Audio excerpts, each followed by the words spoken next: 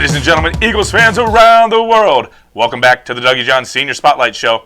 This will be our final fall show, and tonight we feature an extended interview with the head basketball coach of the boys basketball team, new head coach Doug Whiteman.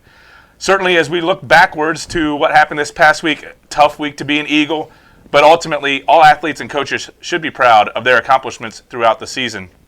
I saw many posts on social media from coaches, parents, and fans alike congratulating these final teams on their great seasons. So let's recap how these three teams performed. Starting with the boys cross country, this team, just one senior, made it all the way to state. And in talking with the coaches, we would expect them to make it back there in the very near future. Yeah, I think the best part of the boys cross country program is its age. It's young. The coaches really expect a lot more out of the boys, but I think they really exceeded, where their expectations were coming into the season. Senior Matt Ricker really did a great job leading that team, and I'm looking forward to great things next year for that program. Thank you to Matthew Ricker and the entire cross country program. Yeah, dead on there, John. Turning it over to football, the football team lost the Battle of the Liberties as Liberty Center took down the Eagles 41-7 to end their playoff run. This is a team with senior laden, right? They had 15 seniors on the team. They put a ton of effort into this. You and I are pretty close to this program in terms of Cam and Link and getting to know what their plans were, how they were going to try to make this work against Liberty Center. Nothing worked, unfortunately. Liberty Center, just a really good team, really threw us off with their three-man rush and 55 people in the backfield approach to defense. But again, really a moment of pride for the 15 seniors and all the players on the team. One thing you got to look forward to going forward is the coaches. What do you do now with losing a lot of your starting talent, especially at the quarterback position and the wide receiver position? So it'll be interesting to see what the coaches do for next year. But again, hats off to the whole program, Coach Garlock, all the coaches and the players. Great effort, just fell short this time. Yeah, absolutely. And like you said, John, nothing to be ashamed of there. Actually, I was traveling back home to my hometown this past weekend, Mac Country, for those that are aware of it, Marion Local, Versailles, where I went to high school. They're going to battle it out this weekend in Sydney, but those folks are well-versed in football, and they knew that Liberty Center was a powerhouse, and so again, nothing to be ashamed there for the Eagles football team. And then finally, girls volleyball, they just couldn't get over the hump as they lost a heartbreaker in a 5-set thriller. The girls opened it up with a dominant performance in that first set, winning 25-18. They would then trade sets with Gilmore Academy, setting the match into the 5th set. Unfortunately, John, this one only goes to 15 for the victor. Julie Todd, I can't keep up with all these score changes. Is it 25? Is it 21? Is it 15? I know it's never 21, but it is sad that it only goes to 15 because I don't think it allows for the game to finish maybe the way it should have. What I mean by that is when you shorten a game like that, the team that has the most talent may get a quick lead, but the better team on a given day may be able to catch up and find an advantage. They just weren't able to do that in the 5th set. And once Gilmore got the lead, the match was pretty much over in the 5th. Interesting note, Gilmore Academy went on to beat Bishop Hartley 3-1 and advanced to the States. So it'll be interesting to see if this is where the winner comes from. We knew this was the region of death, and we'll see if the state champ ends up coming out of this region or if maybe another region can take the title. Yeah. One point on Gilmore, as good as they've been, 3rd straight title if they win this year. So certainly a tough match for the girls. Congratulations to Julie Todd for 1, teaching me the game of volleyball and how to score, and for 2, running a great program this year. And again, congratulations to the girls as well.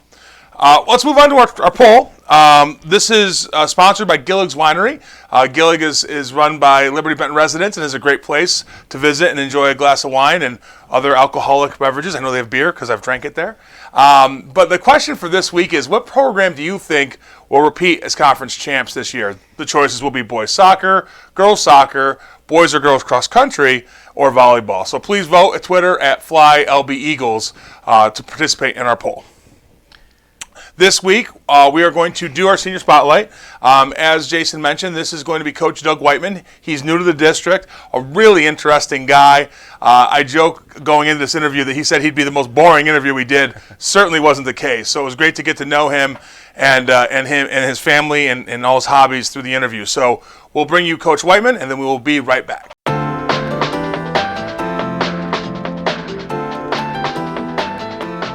Ladies and gentlemen, joining me today on the Doug and Jon Senior Spotlight Show, by popular request, the new Liberty Benton boys basketball coach, Mr. Doug Whiteman. Doug, welcome to the show. Yeah, absolutely. Thanks for having me. You bet. If you wouldn't mind, let's start. I talk with the boys and the kids a lot, and we try to dig into their family life a little bit. So we're going to do the same thing with you. Maybe do a little bit of work introducing us to your family.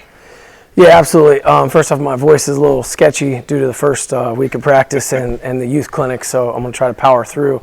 I have been married to my beautiful wife, Kara, for 16 years, going on 17, and we have two awesome children. They're boy-girl twins, Macy and Ben. Macy and Ben. All right. I'm not sure if you said their age. How old are they? So they are 6 years old, and they are kindergartners in Mrs. Sparling's kindergarten class here at LB. All right. Fantastic. Why don't you talk about maybe some of the favorite family activities the four of you guys like to do? Yeah, I don't have a great social life. I'm pretty big homebody. So if I'm not in this gym, I'm probably hanging out with my kids at home. We love to be outside. We love to just go on walks, bike rides, go fishing.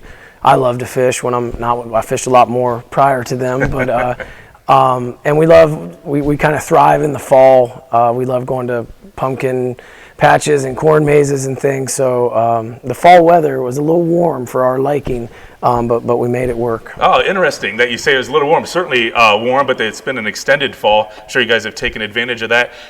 Do you have a favorite pumpkin patch or corn maze that you guys like to go to every single year? Yeah, well, we got to build our arsenal a little south now that we moved to Findlay. We still traveled to the ones up north.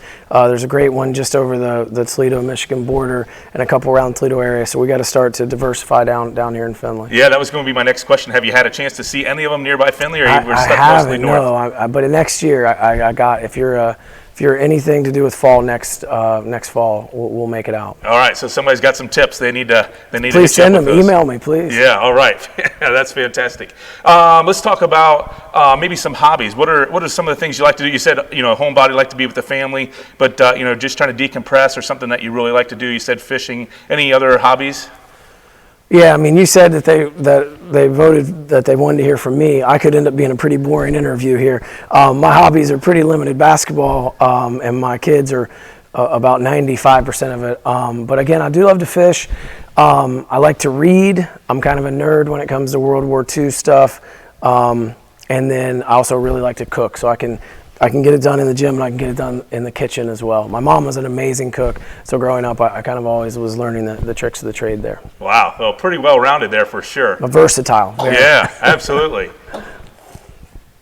Good. You talked about World War II. I'm curious, have you, obviously young family, you traveled around being a coach, probably, not in a position where you're easily well-traveled, but just curious, have you had a chance to get over to London or, Churchill War Rooms or Normandy or anything like that, or is that on the bucket list for years down the way? You just planned some good family trips right there. No, up to now, we've kind of been, our family trips, every year my mom and dad and I and my wife and the kids go down to Fort Myers. There's a place down there called the Pink Shell Resort that we love, and it got kind of ravaged by the hurricane, so right. This year's in limbo, so maybe it's London now. Maybe that's where we're going next summer. Well, that'd definitely be a big change from Fort Myers, but I'm not as nearly as much of a World War II buff like you say you are, but we made a trip a few years ago when our daughter studied abroad, and it was eye-opening. I mean, I actually have started to do a little bit more research and reading on that just because it was so exciting to see. It's so entertaining and just amazing. So, yeah. So we talked about some of your hobbies. How about, obviously basketball coach, any specific sports, are you a sports fan, college, pro, any, football, basketball, baseball, where do you stand there? Yeah, so I am a huge Notre Dame fan, and last night was one of the first times it's been really good to be that this year. So that's really the one sporting event that, even with the busy schedules of me and the kids and my wife, that I kind of dial into each time. But I'm a lifelong Kansas City Chiefs fan. The kids mess with me all the time and say that I'm bandwagon with Patrick Mahomes, but they were dreadful most of my life in the 80s and 90s, so it's a good time to be a Chiefs fan. Gotcha. Now, when you say kids, are you talking about the students that you're teaching? Yeah, the students. Yeah, the students I teach and coach. They kind of come at me a lot when they find out I'm a Chiefs fan, but it all started with a hand-me-down shirt, when I was probably 5 or 6 years old. So. Oh, wow. Yeah, fantastic. And like you said, big win for Notre Dame last night. We'll see if they can keep that going the rest of the season. So now let's get into maybe a little bit of coaching information. Probably been into a bunch of different spots. You don't have to go into a massive amount of detail, but maybe just give us a little bit of background on some of your coaching experiences. Yeah, so I shared a little bit with you. My wife and I got married. So out of college, I was an assistant for a little bit, and then I ended up being a girls' head coach at the age of 24. And I had no experience being around girls, and that experience taught me a lot. And right about that time, my wife entered med school, and so we actually moved to Athens, Ohio, where she went to med school. And to make a really, really long story short, we've done a lot of down and backs between Athens and Toledo. So we moved to the Toledo area in 2006, and then we moved away from there in 2014. Our kids were born in Athens. I was a girls basketball coach at a couple places down there, and was an assistant at some places in between there. And then we got the opportunity to move back to Toledo in 2017. So make a very long story short, I was an assistant in a lot of different places, head coach at a couple places. But the place that was really kind of near and dear to my heart was a place called St. John's Jesuit North in Toledo. And I spent over a decade there as a teacher and coach, and it was just a really, really awesome spot to be. And that's the position that you came to, that you were most recently at before coming to LB, is that correct? Correct, yeah. I spent the last 5 years as an assistant at St. John's. Ed Heinschel, longtime legendary coach, was there. And then I coached for his replacement, which was a longtime assistant of his, guy named Mike Schoen, who is a good friend of mine and just an absolute great coach. So I got to pick the minds of some great coaches, and it was just a ton of fun. Great. So let's talk about that transition, being at Toledo for quite a few years, great experience it sounds like, and a lot of great coaches that you're working underneath. What really brought you to LB?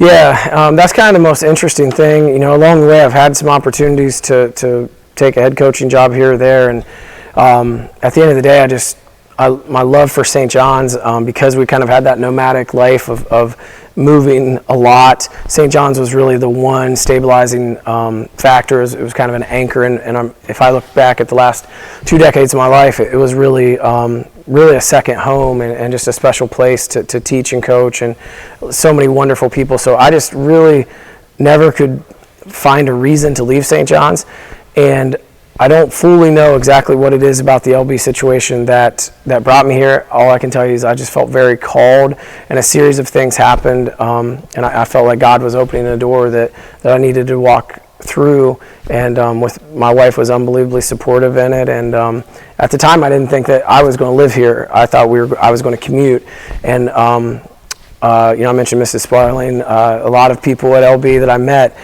started to plant the bug that this was a really great place to be, and that I should bring my family here. And I haven't regretted it a single day. It's been a great experience.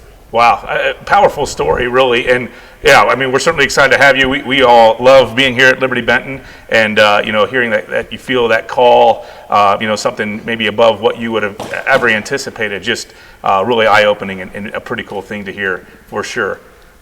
You would now maybe give us just a little bit of background. Obviously you've had a bunch of experiences, like you talked about, different coaching experiences, even playing college ball and some different experiences there, as we talked about kind of before this interview. I'm just curious, as a basketball coach, when we talk to coaches, what's maybe some of your core beliefs or key philosophies that you'd like to share that people, the fans can take away, or even the student athletes, as they watch this, they know, hey, I get a little bit insight into your personality and how they expect to see you here on the hardwood floor. Yeah, absolutely. I'll try to avoid cliches because I hate cliches, but I'll probably give you a few. I did have the ability to play under and play for and coach with some really, really great coaches. So a lot of the things that I believe in are staples that they believed in, and that I know to be true. So the first and foremost is a saying from one of those coaches, which is, a quiet gym is a losing gym. You'd rather play with this place completely packed.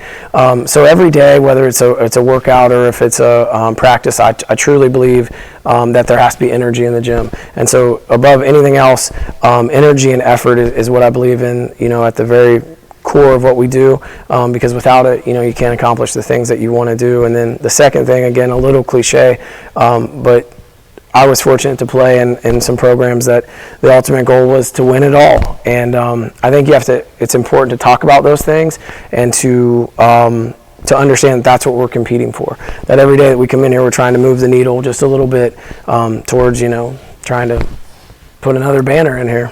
Yeah, absolutely. And you point to some of those, and to look around, the gym was a little refurbished over the summer, and great to see the new setup here. I'm sure the banners will start to get put up, as well as the state championship photos. So yeah, that's exciting that you want to obviously add to that, as most coaches would. But it's great to hear you talk about that right out of the gate. And for me personally, the energy piece, I love to coach and have coaches that coach with high energy. So excited to see you bringing that to the table.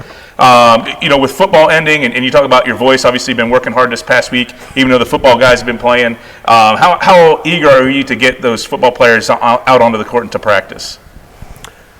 Yeah, I'm extremely eager, but they had a very good season, and Coach Garlock was someone that was in my interview that I gravitated towards. So I wanted those kids to win, and they had a great season. But I'm very much looking forward to getting them in here, because this summer was kind of an abbreviated period that I had with them, and everybody kind of had various things, vacations that they had lined up with the schedule prior to me being hired, and different sports that they were pulled in. So the amount of times where every one of us was in the gym together was very limited. So with the game a few weeks from now, I every now and again will glance at a calendar in my kitchen and experience just a little bit of anxiety. So I can't wait to have everybody back. Yeah, awesome. Very good. I'm curious, we'll take it down to the younger levels. Obviously, you talked about your kids being in kindergarten. Have you had a chance to work with junior high or youth programs in the past? I think you even talked about maybe having a youth camp this past weekend.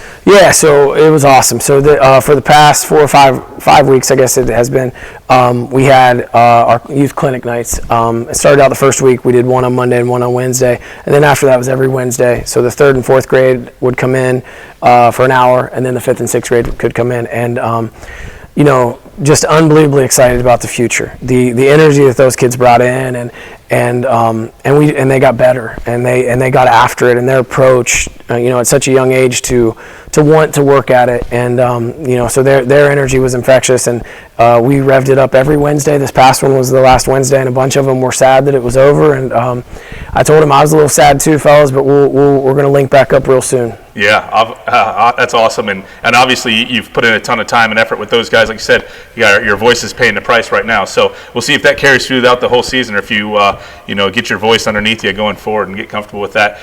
We talked about the first quarter of the school year kind of ending, and you talked about a lot of great things that you like about Liberty Benton already, moving your family down here kind of unexpectedly. I'm just curious, maybe what the favorite part of Liberty Benton has been so far. I would probably say the sense of community, from the neighborhood that we live in to the school itself. The amount of people that have reached out to help me and my family. Coach Todd, unbelievable volleyball coach, her and her husband have helped us tremendously. Their 3 daughters, especially Jada, shout out to Jada, who watches our kids all the time. Lauren Gherkin watched our kids. The Gherkin family watched our kids. They're Mr. and Mrs. Nichols, Coach Nichols and Mrs. Nichols.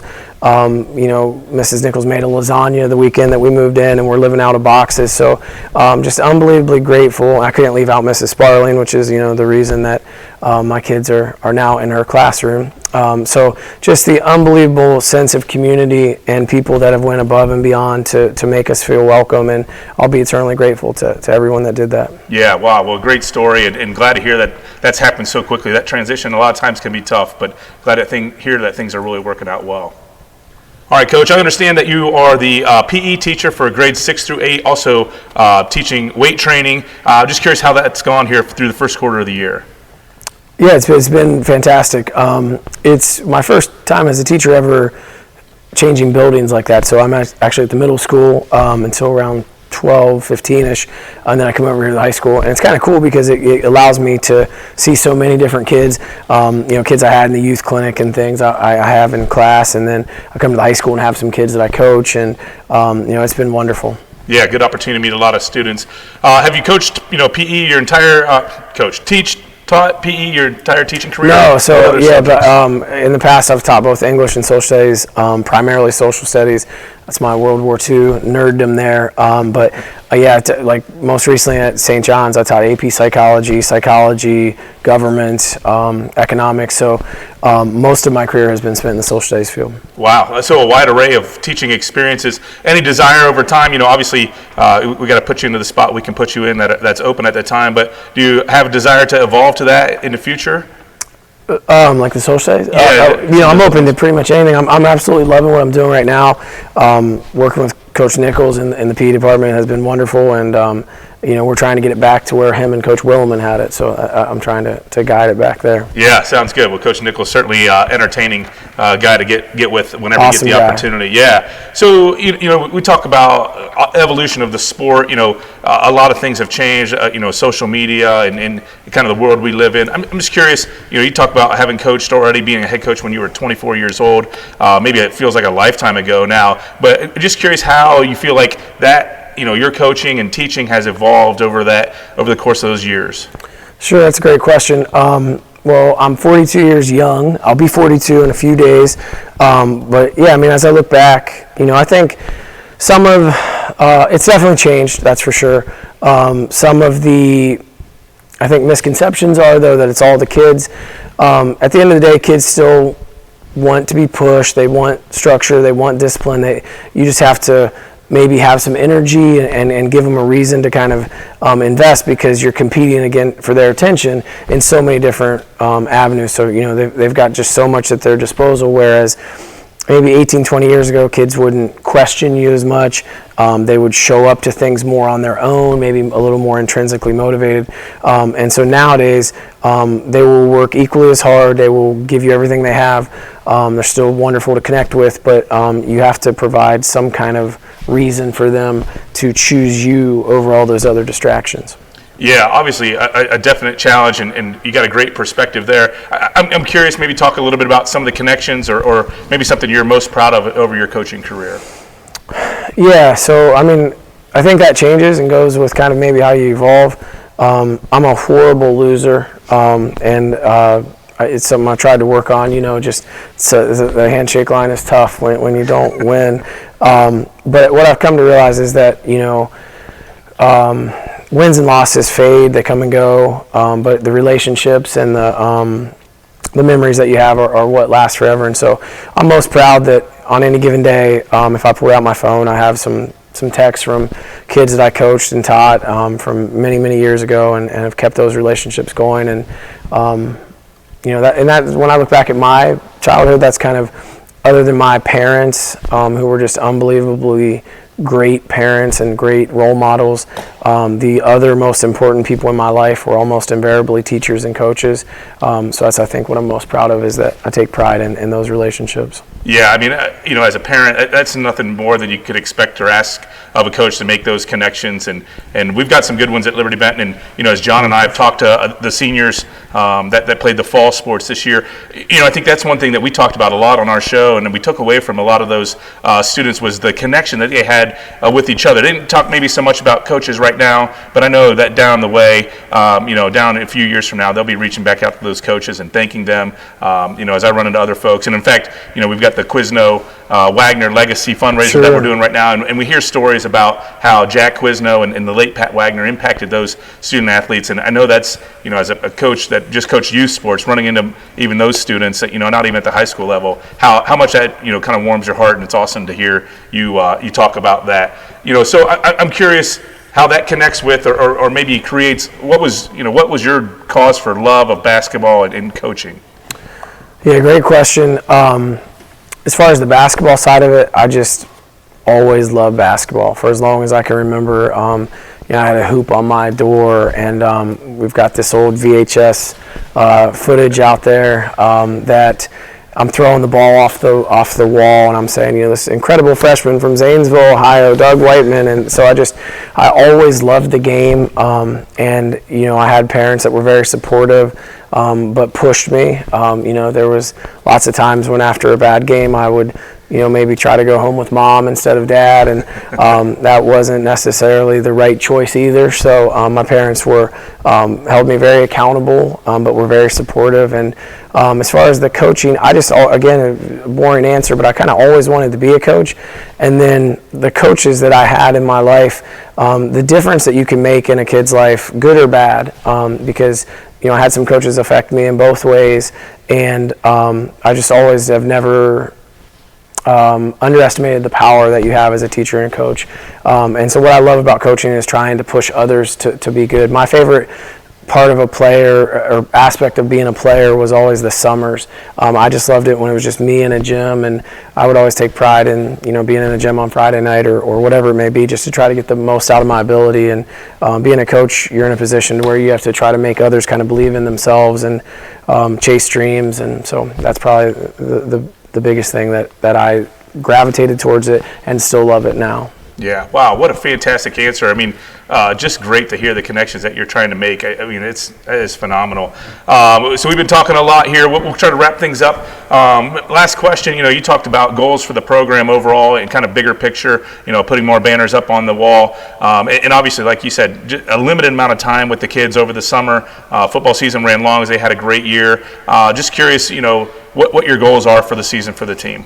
Yeah, I mean, I want to be clear. It's not easy to put those banners up, nor am I saying that's going to happen in any particular time frame. But I just think it's important that you realize, what you're playing for. I'm just dumb enough to always believe. I've coached some bad teams. I've been very fortunate to coach and be a part of the majority of very talented teams, because you can't win without players. I mean, that's just the reality. You got to have talent, and you got to have kids working at it and buying in. But no matter what team I was on, I was always just dumb enough to believe that why not us? We could win it all. So I think it's important that you set that as the goal. But as far as this year, there are a lot of excuses that I could certainly gravitate towards. I'm going to try to avoid all of them. But the reality is we play in a couple weeks, and I've only had this group all together not very long. So if I were to try to make a roster up today, that's very difficult. But I will say this, we're 6 practices in, and these kids are working their tails off. And I tell them every day, if you continue to work like that, really good things are going to happen. So what my goal for this year would be for us to get better every single day, and for us to be playing our best come tournament time. Yeah, awesome.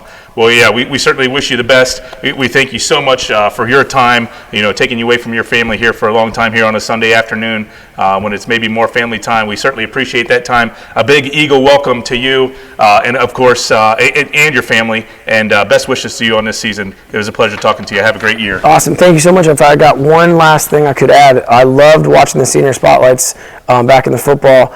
And I would love to bring it back and have like a group setting. I would like to get, Cam and Lincoln and Kaysen and Noah and Wages on here, because I pick their brain a lot on like food choices and some of the life skills. It's not all about just basketball, so we should bring something like that back too. Yeah, you bet. Well, we know that Coach Marzak from the wrestling program wants us to do it, so we'll be taking probably a couple weeks off here as we transition seasons, but yeah, with your support, I think it's something we definitely want to do. So awesome. We appreciate that support and appreciate you tuning in. Ladies and gentlemen, how about a big hand for Liberty Benton head basketball coach, Mr. Doug Whiteman. Thank you, LB.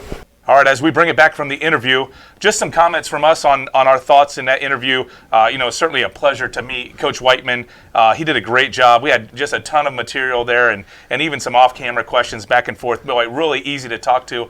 John, I thought one of the best things that I heard him say was how he really just ultimately felt called to the program and then now called to the community. One thing I don't know if we got into a lot of detail on the interview was he wasn't necessarily planning on bringing his family to the Liberty Benton community. He was thinking maybe more of a commute, but as he started to get connected, just in this short amount of time, he really felt the desire and the call to come to Liberty Benton. So, kudos to us. We love our community, and we've made it infectious for Coach Whiteman, and he has caught the bug and has moved into the area. So I really thought that was one of the pieces of the interview that I really enjoyed. No, I agree. It was interesting to hear him talk about the process of finding out about the opening, exploring it, and then one interesting point that I'll make is the only opening he had in terms of teaching was not within a specialty. So the work that he did to get his physical education certification education and now in teaching in that program, and how much he's enjoyed that was interesting to me. One thing I found really interesting about Coach is how natural basketball and coaching just came to him.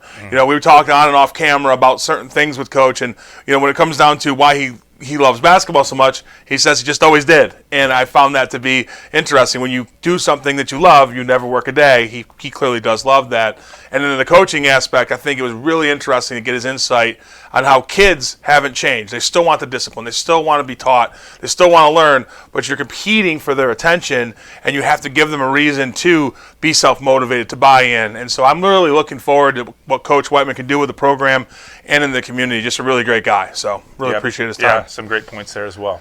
We're going to close out trivia this year. Trivia has been brought to us this year by Immeasurably More Custom Designs by Ann Rader, another great Liberty Benton community member. Please visit her Facebook website at Immeasurably More CD for custom designs to see what Ann can do for you. And we are going to not have a question this week because we're done with the fall sports. We're going to draw our winner. We have a very lovely container here. You will draw the winner. The winner of this drawing, and the winner is... Dig deep here. Yeah, only pick one name. All right. We rehearsed this for hours. Oh, our cameraman, our assistant cameraman in the program. Yeah. So Andrew Thomas is our winner. That doesn't say Jeremy Recker. Really interesting. Andrew Thomas is our winner. Andrew will receive his choice of bucket hat, beanie, or ball cap, and a fleece pullover from Immeasurably More. So congratulations, Andrew, and thank you to everybody participating in our trivia contest this year. Yeah, and you mentioned it earlier. We also thank our sponsor, Ann Rader, and Immeasurably More Custom Designs. Look forward to continuing this as we go forward. Now let's talk about what's coming up in LB Sports. As we noted earlier, fall season has come to an end. We certainly enjoyed speaking with the 38 seniors from the 8 different sports here in the fall. We look forward to meeting any new seniors from the winter sports, as well as talking to a few repeats, to dig a little bit deeper and learn about what sport they're playing this winter. The winter sports season is just around the corner, and obviously snow coming on Saturday, so it's going to feel like winter real quick. So time to get inside to support your Eagles sports teams. Yeah, winter sports and winter weather. Great for the weather to participate in the program as well. Look, we've got high school bowling. Their program gets rolling on November 19th. Girls basketball is hosting Tiffin Columbian on November 22nd. Boys basketball will be traveling to Hardin Northern on November 25th. So all those programs getting started here in the next 2 or 3 weeks. Wrestling, their program will start a little bit later. Their first invitation will be December 10th. Just parents and community members, there is still opportunity to get your young ones, kindergarten through 6th graders, involved in the wrestling club. They're going to learn the great sport of wrestling. We're going to have a couple tournaments for them, and they will be admitted for free to a couple of the home high school meets. Also, the high school wrestlers will be giving letters to the little fellows and ladies as little wrestling buddies, we call them, kind of like pen pals, to kind of encourage the young wrestlers as they go through the program. To join the club, please search for Liberty Benton Eagles Wrestling. There's no hyphen in Liberty Benton on Facebook. Now, if you're looking for it on Twitter, it's Liberty Benton Wrestling with a hyphen. We aim to confuse where we can. So, but no, please, for anyone who was interested in the wrestling program, please get on either Twitter or Facebook and find the program. It's a great program. Jason, you and I are very active in it. My son's in the program, so really encourage everybody to get out there. Yeah, absolutely. And there should be some emails that have either come out from the school or will come out, as well as through the social media post through Liberty Benton High School as well coming forward. So, as John indicated, we do have a couple-week break here as the sports get fired up November 22nd with girls basketball, bowling getting rolling on the 19th. So we got a couple weeks off. So you'll see a delay in some of our shows as we retool and get things ready for the winter and figure out what our schedule is going to be. So as we close out this episode in the fall season of Doug Jon Senior Spotlight, on behalf of our executive producer, John Korn, and our assistant producer, Ethan O'Donnell, this is my co-host, John O'Donnell. I'm Jason Brorman signing off, saying thanks for joining us, and as always, go Eagles!